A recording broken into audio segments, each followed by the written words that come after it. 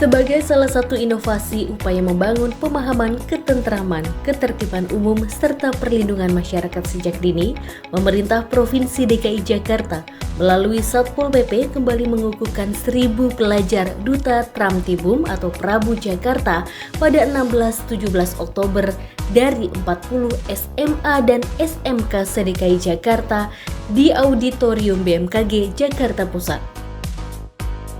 Asisten Pemerintahan Sekda Provinsi DKI Jakarta, Sigit Wijatmoko, yang hadir mengukuhkan 500 Prabu Jakarta pada hari Rabu tanggal 16 Oktober memberikan apresiasi kepada Prabu Jakarta 2024. Sebab pelajar yang terpilih memegang tanggung jawab besar dalam membantu menjaga ketertiban, keamanan, dan kenyamanan lingkungan sekolah. Saya mengapresiasi kepada Kasatpol PP Provinsi DKI Jakarta dan jajaran atas inisiatif dan juga peran proaktif sehingga bisa membentuk Prabu Jakarta kontinuitas dari tahun-tahun sebelumnya.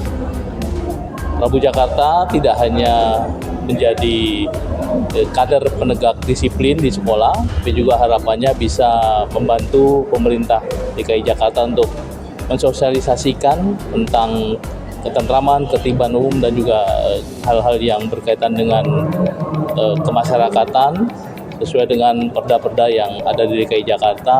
Kasatpol PP DKI Jakarta Arifin menjelaskan tahun ini merupakan tahun kedua pengukuhan Prabu Jakarta.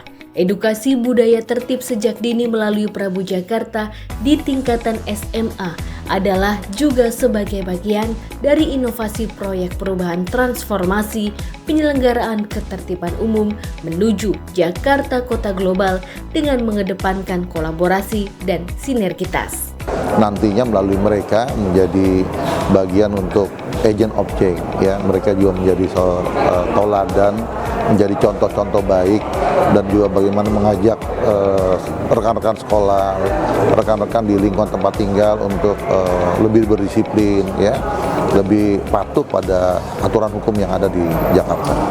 Kasatpol PP DKI Jakarta mengatakan pelajar yang dipilih menjadi Prabu Jakarta harus memiliki karakter disiplin baik sehingga dapat menjadi contoh yang baik untuk para pelajar lainnya.